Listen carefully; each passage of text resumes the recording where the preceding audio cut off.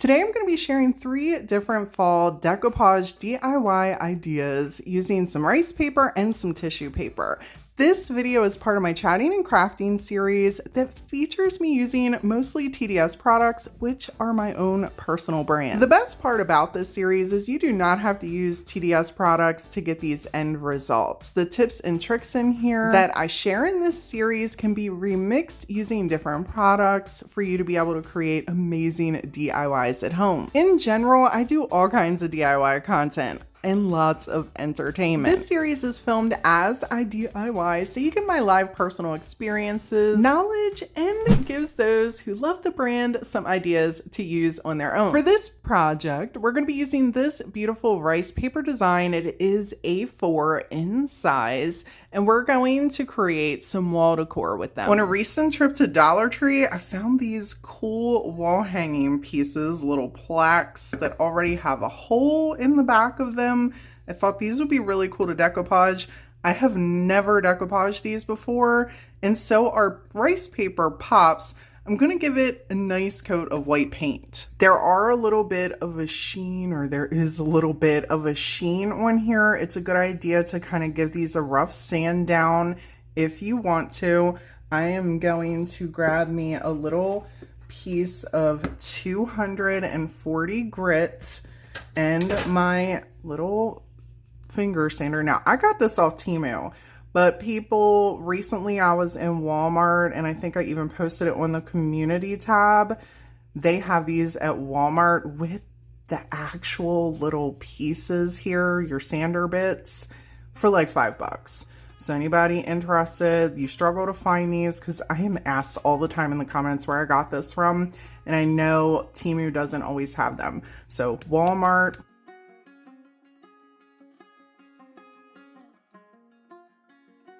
Make sure you wipe off the excess. You don't want none of those crusty bits getting in your paint, and then you're good to go. Knocking off the sheen just really helps your paint stick better. But if you have like a multi-surface, which these are 3 paints that are my go-tos, and they're all different in price range, but I love to share them. One is Waverly. I know a lot of yous don't have this available at Walmart all the time, but I love sharing this paint because it's extremely budget friendly. And this Folk Art multi-surface, which always works amazing for me. I even use this on glass. The directions on the back here also talk about how and what you can use it on. And then my other go-to that I get from Sammy over at Unicorn Dust Designs is this DIY paint, and I am so in love with this.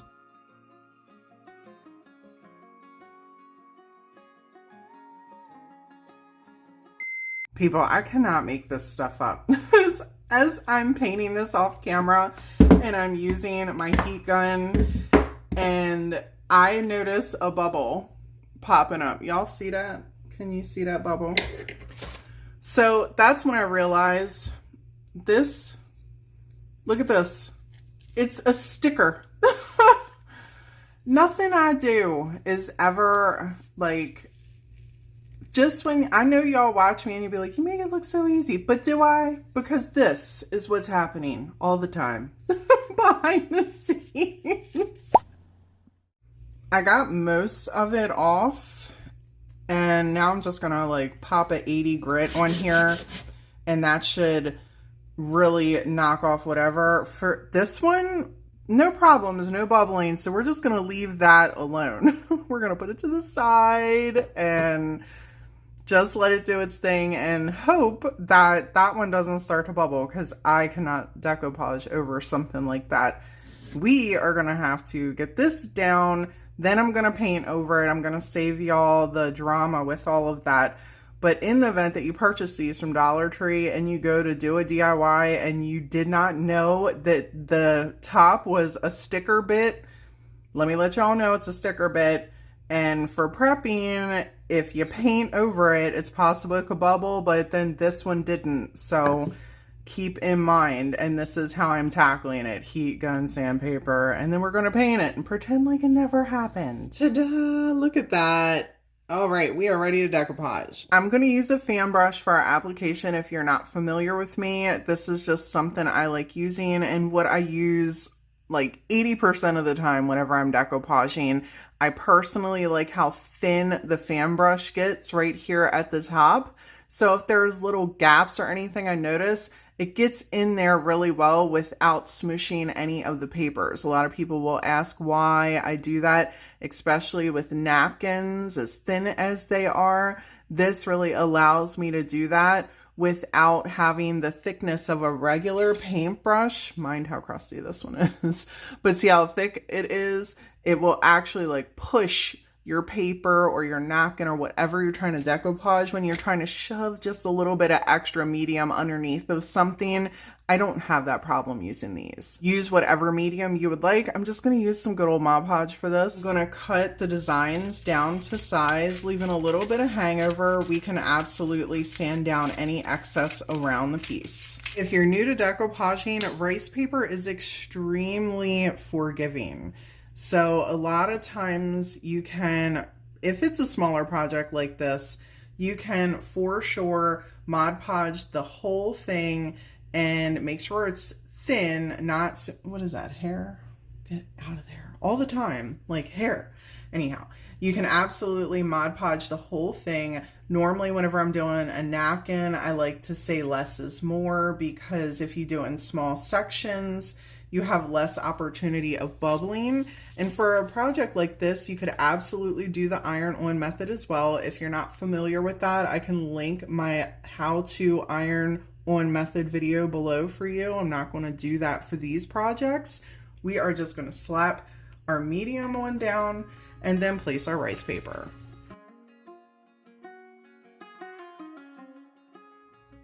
If you have a scraper of any sort that you want to use, you go right ahead.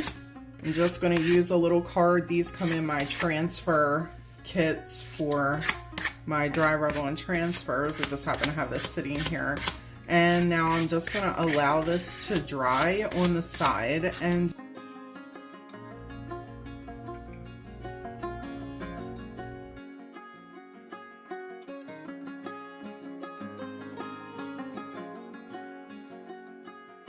I sanded this down off of camera to save y'all your viewing time. And now I'm just putting a little coat of Mod Podge over this to seal it.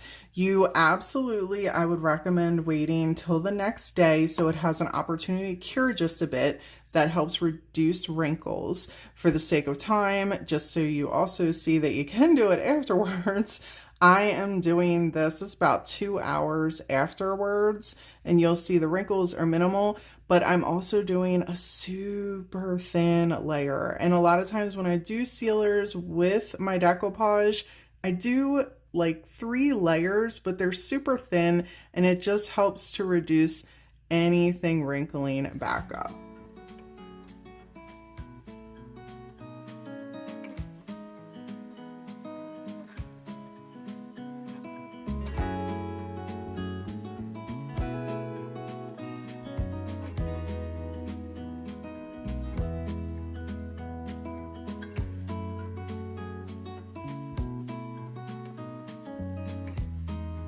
Take this idea and remix it using whatever you would like. I'm going to be using this 18 by 24 inch decoupage tissue paper, and for this project we are going to decoupage this large palette that I found at Ollie's. Do you guys go to Ollie's?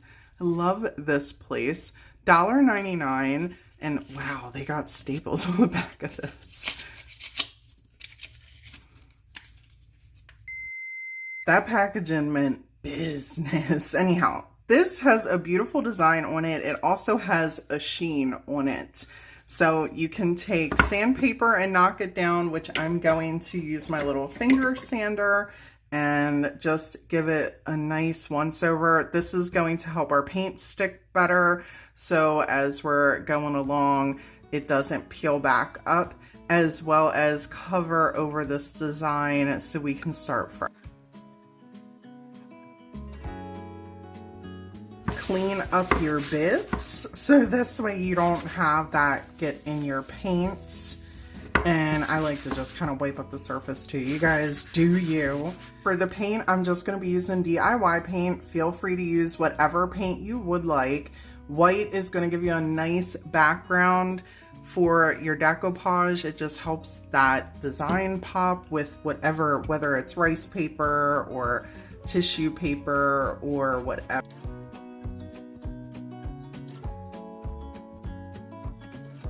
Just trim down this large design. This is the one that I want to use for this particular palette project.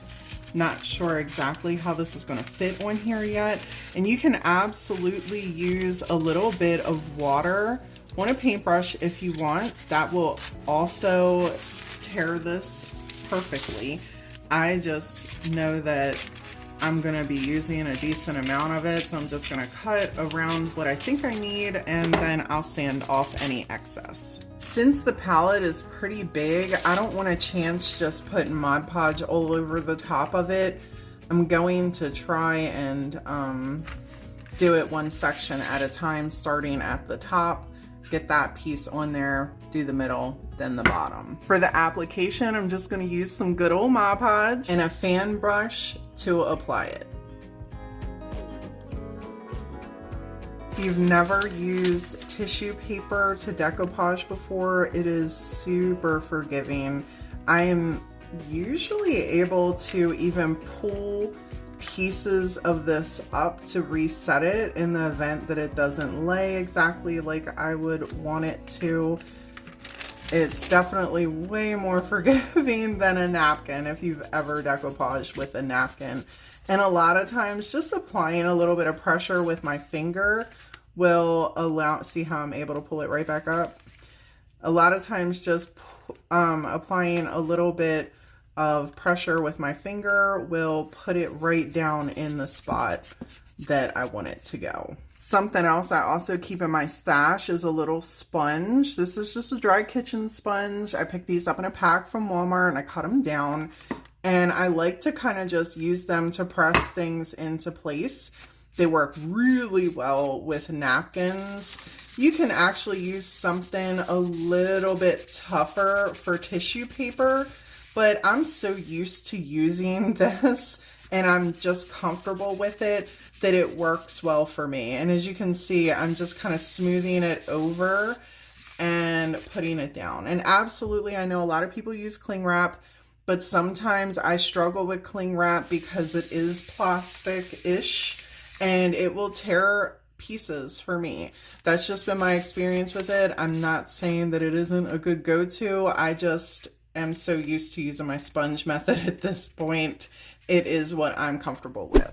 I sanded this down off camera, and so I could see the slats, I just took an X-Acto knife and I just sliced down the middle. It's really important if you're going to do this step to make sure that you got that Mod Podge right up on your edges, because if not, see how these are really clean cuts. If not, you're cutting that, your paper's going to tear, especially if it's not completely dry. So just a little tip for that. And we're going to put our hanger back on the opposite way and we're all done with it. Now it's time to bring on in the stapler. I'm sorry, I knew some of y'all were going to be like, did she really not bring the stapler in? So it's at, yes, I'm bringing it in. Of course.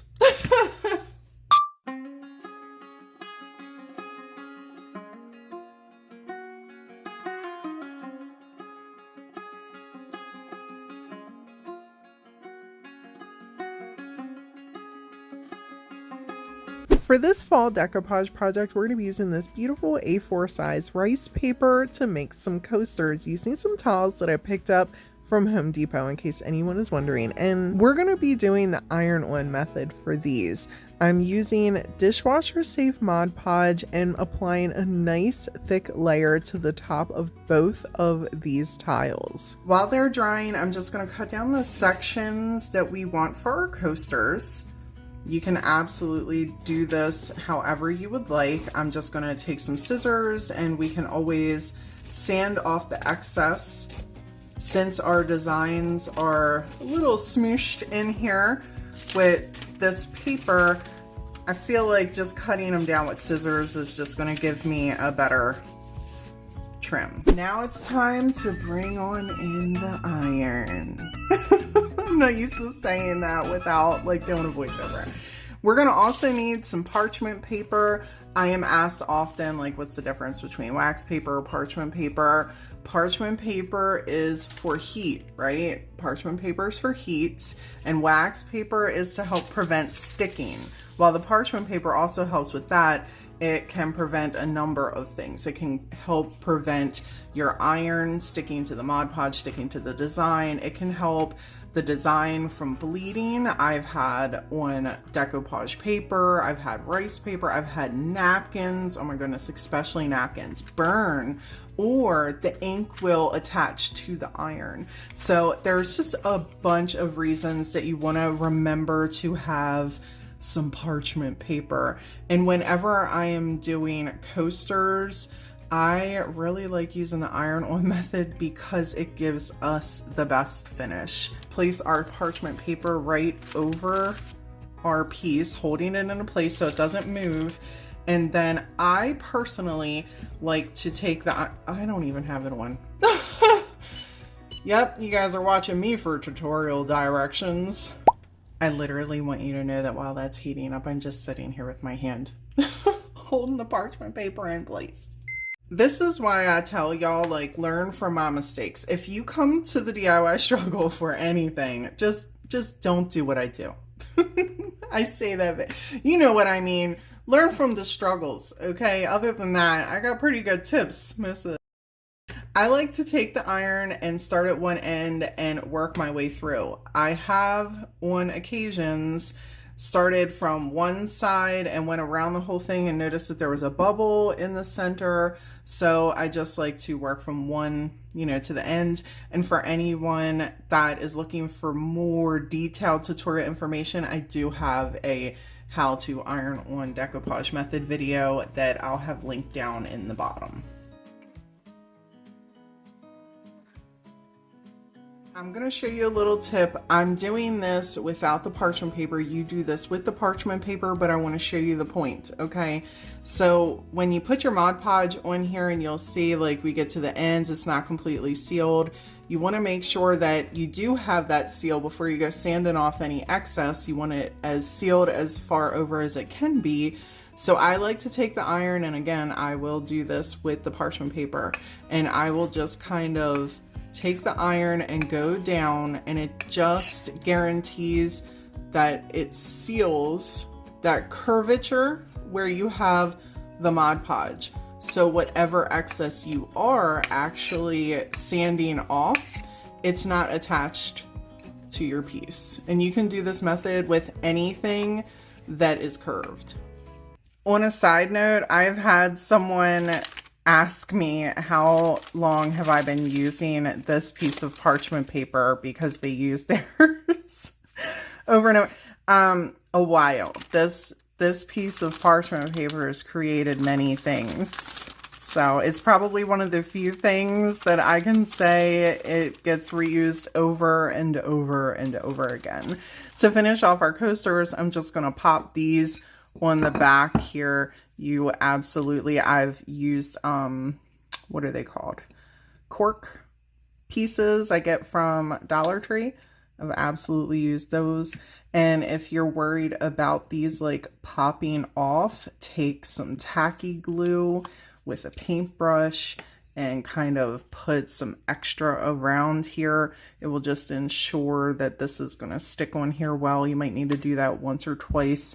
You could even put a little bit underneath of the adhesive here just to ensure that it's going to really stick on to the bottom of your coaster. And now let's seal over it.